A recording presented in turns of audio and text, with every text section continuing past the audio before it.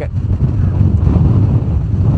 We want to tell you what we're experiencing here. A couple things, Mark, that I think really struck me. We had the window down in the truck, and we get that thud, thud, thud, thud sound in your ear that's really annoying, that you'd get if you have the sunroof down or a window down going down the highway at $120. That's the winds. They're coming in that fast. Yeah, I mean, what's striking me right now is the snow that's in the wind.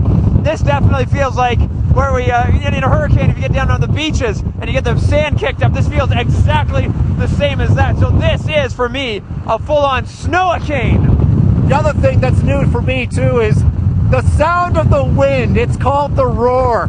It's a roar and it's a scream, and it's something you've just never heard if you haven't heard winds over 140 kilometers per hour. Yeah, this is definitely what we call the hurricane roar, and that's what I'm always looking for. And it's almost a subsonic. Have you ever been to a concert? Whoa.